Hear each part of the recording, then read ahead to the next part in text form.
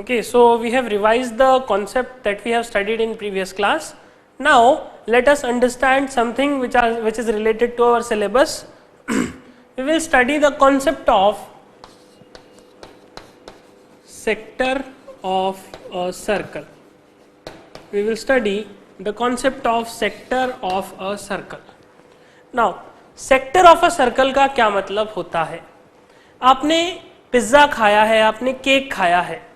Pizza को जब आप ध्यान से देखेंगे तो पिज्ज़ा कुछ इस तरह से सर्कुलर शेप में होता है, और इस सर्कुलर शेप में होने के बाद अब ये पिज्ज़ा पूरा एक पीस तो नहीं होता, एक सर्कुलर शेप ऐसा एक पूरा सर्कल नहीं होता. इस पिज्ज़ा को काटा जाता है. इस पिज्ज़ा को जब हम कट करते हैं तो कट करने के बाद वी फाइंड इस तरह से इसे कट किया जाता है एंड इसे डिवाइड किया जाता है 1, 2, 3, 4, 5 एंड 6 पीसेस में. Okay, what you can C, pizza एक सर्कुलर डिस्क जैसा है, एक सर्कल जैसा है. इस सर्कल को हमने कट किया, एक इस तरह से कट किया, एक इस तरह से कट किया और एक इस तरह से कट किया. तो ये 6 पार्ट्स में पिज्जा ब्रेक हो गया. सिमिलरली जब हम केक को कट करते हैं तो केक भी सर्कुलर होता है. Okay, cake in the cake also what you will find is, जब हम इसे कट करेंगे कुछ इस तरह से, देन इस तरह से, देन इस तरह से, so again you will find there are 6 parts made of this cake like this. These are the 6 parts of this cake. And when you pick any part of the cake or when you pick any part of the pizza, अगर मैं इस pizza का एक टुकड़ा उठाऊं, एक piece उठाता हूं या फिर इस केक का एक पीस उठाता हूं, तो वो पीस कुछ इस तरह के शेप का दिखाई देता है, लाइक दिस. कुछ इस तरह के शेप का दिखाई देता है. केक का भी पीस कुछ इस तरह के शेप का दिखाई देता है, लाइक दिस. इन पीस को देख के हमें ऐसा लग रहा है, इन पीस को देख के हम ये कंक्लूड कर सकते हैं that this piece is a part of a circle. This piece is a part of a circle. This figure is taken out from a circle. Okay, ये क्या है, ये एक सर्कल से निकला हुआ पार्ट है. इस तरह के पार्ट को, इस तरह के फिगर को हम कहते हैं सेक्टर ऑफ अ सर्कल. इस तरह के पार्ट्स को हम कहते हैं सेक्टर ऑफ अ सर्कल. ये सेक्टर दिख कैसा रहा है? ये सेक्टर, अगर मैं एक सर्कल में, अगर इस तरह से एक सर्कल में मैं सेंटर से 2 रेडियस ड्रॉ करूं, लाइक दिस. लेट अस से this is O, this is A and this is B. Okay, अगर मैं एक सेंटर से, एक सर्कल के सेंटर से 2 रेडियस ड्रॉ करूं, लेट अस से the radius is R, let us से द रेडियस इज R, तब हम कहेंगे कि area contained between these 2 radiuses, radii, the area contained between these 2 radii, that is this area, is known as sector of circle. Okay, और इस sector को हम नाम कैसे देंगे? इस सेक्टर को हम कहेंगे सेक्टर A, B और इस तरह से arc. Okay, this AB arc represents sector AB. Okay, इसे हम सेक्टर कहते हैं. सेक्टर AB रिप्रेजेंट कैसे करेंगे? ये A पॉइंट है, ये B पॉइंट है, तो ये पूरा सेक्टर है. सो this is AB sector. Now ये हुआ एक basic definition of sector.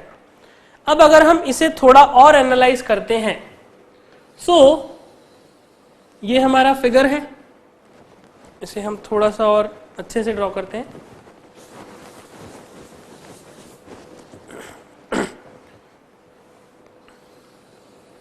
This is our figure, okay. और इन दिस फिगर मैंने O पॉइंट सेंटर से एक OA रेडियस बनाया और एक OB रेडियस बनाया। नाउ जब मैंने कहा कि sector AB, area of sector AB means area of sector और area of circle which is contained in OA and OB।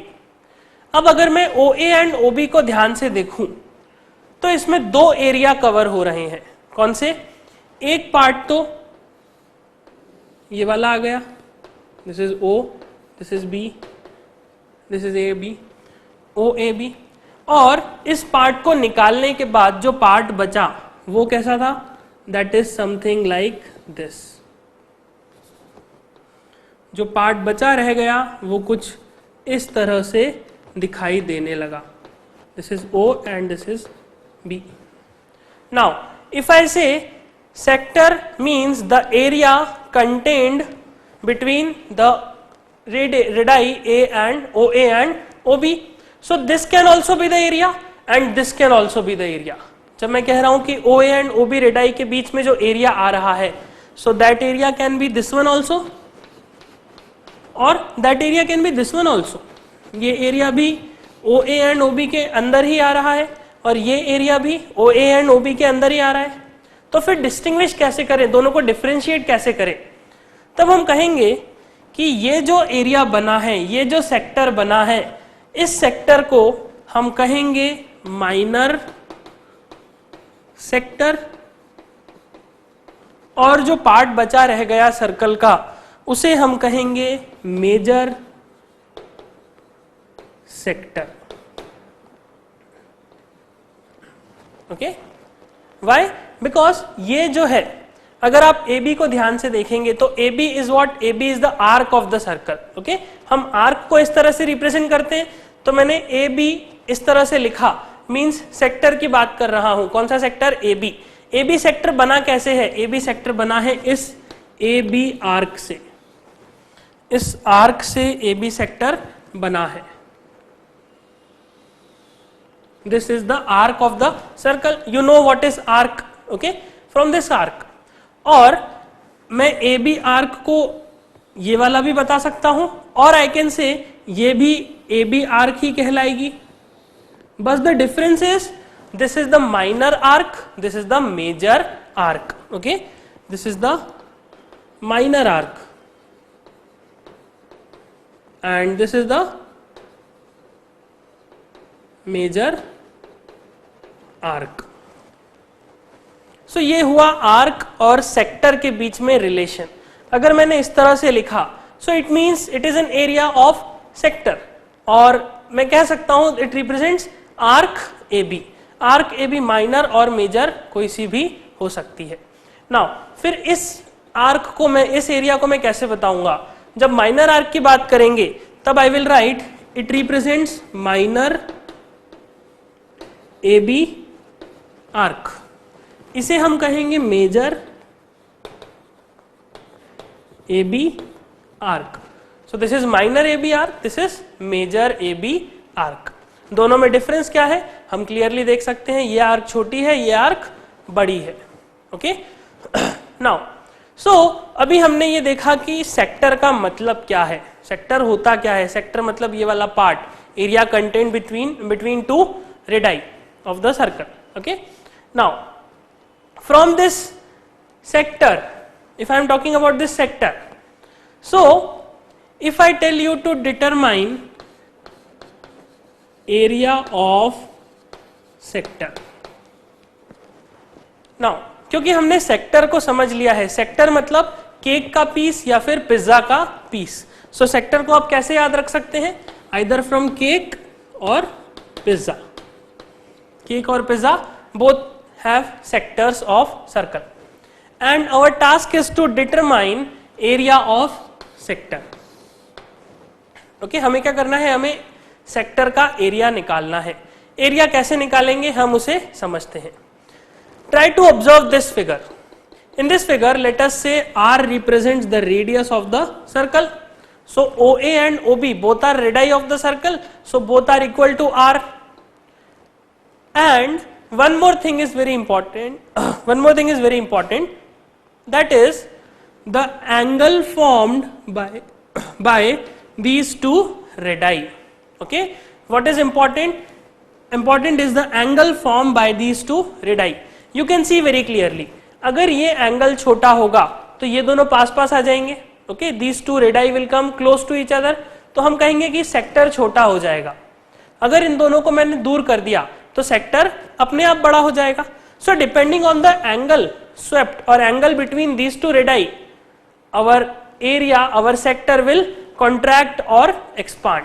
Okay, अगर मैं केक के छोटे पीस काटना चाहता हूं तो जैसा हमने यहां पर 6 पीसेस काटे, ऐसा मैं 8 पीस भी कट कर सकता हूं. कैसे?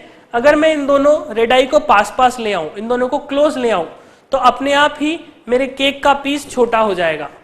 अगर मैं इन दोनों को और दूर दूर ले जाऊं तो अपने आप ही मेरे केक का पीस भी बड़ा हो जाएगा. Okay, so definitely angle between these two radii is an important factor. Okay, or I can say this is the angle of arc. This is arc AB. Arc AB center पे कितना angle subtend कर रही है? This arc, this angle. Let us say this angle is theta. So what is theta? Theta is angle between two radii, OA and OB. Or I can say theta is also angle subtended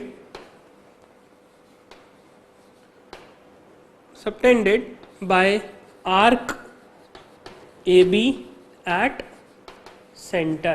Okay, it is the angle subtended by arc AB at the center. Both are same things, you can see.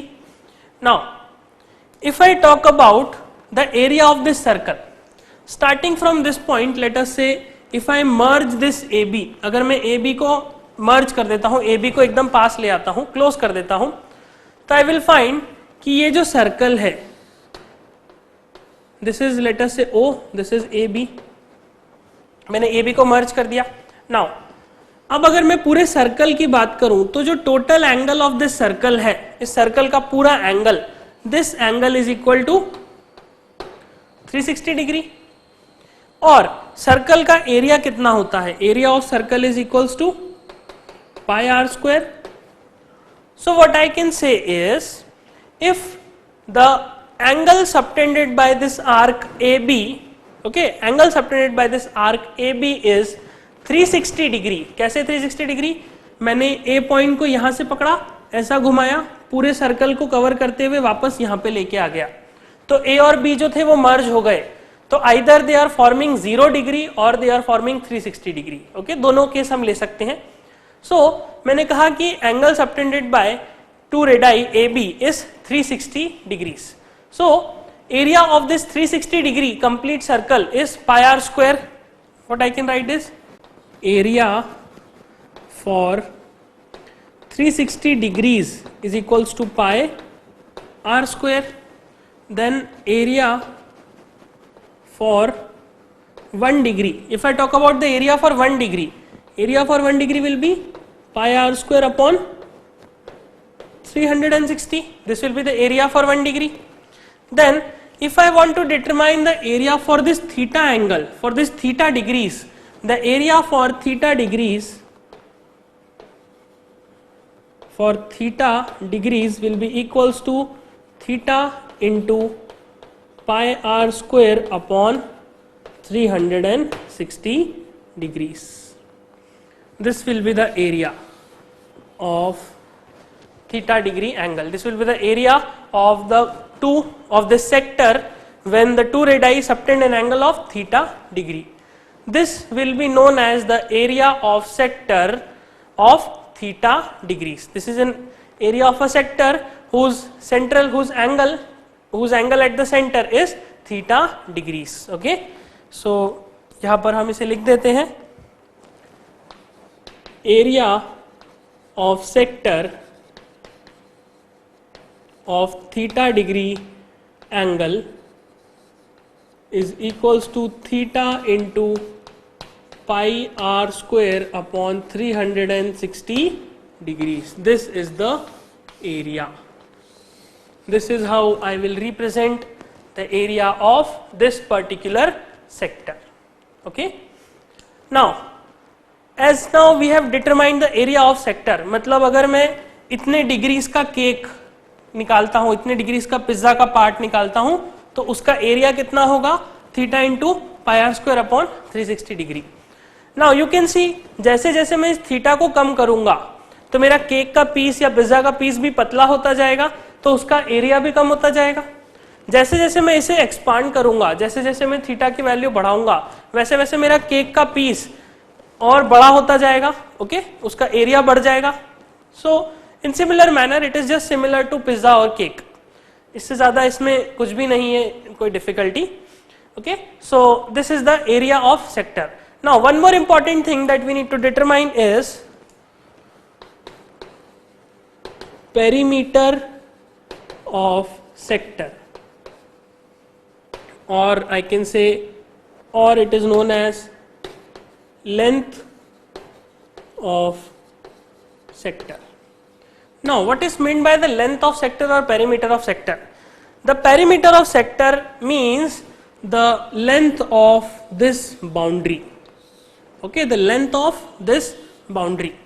If this is my piece of pizza, then the length of this part, then this part and this part, total length of this pizza will be known as the perimeter of sector or length of sector.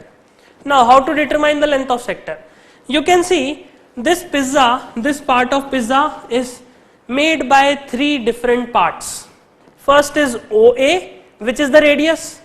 Second is OB, which is again the radius of length r, and third is arc AB. So I will say perimeter is equals to OA plus OB plus length of arc AB. Okay, plus length of arc AB. Now my task is to determine the length of arc AB. अगर मुझे arc AB का length मिल जाता है तो मैं perimeter निकाल सकता हूं. Okay, now to calculate the length of arc AB, consider this figure again. अगर मैं A point को यहां से start करके इस तरह से move करा के और finally इस point पे वापस लाता हूं, then I can say the radii AB and OA, okay, OA and OB will have an angle of 360 degree. They will subtend an angle of 360 degree at the center.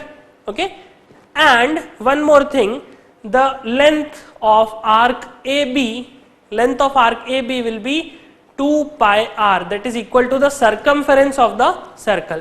So if 360 degree angle, if I talk about the 360 degree angle, the total length of this arc is equal to 2 pi r. So what I can write is length of 360 degree central angle, or I can say length for 360 degree angle is equal to 2 pi r, that is the circumference of the circle. So length for 1 degree angle, it will be 2 pi r upon 360 degrees. But my arc subtends an angle of theta at the center. इस pizza का piece को अगर हम देखें तो it is subtending an angle of theta degrees at the center. So what will be the length of this arc? Length of this arc will be length for theta degrees, it will be equals to theta into 2 pi r upon 360 degrees. Okay, this represents length of arc. This represents length of arc AB. Okay, this is the length of arc AB. Now what will be the perimeter? Perimeter is OA, which is the radius, OB, which is again the radius, and length of arc, which is, this is what we have determined. So I will say perimeter of sector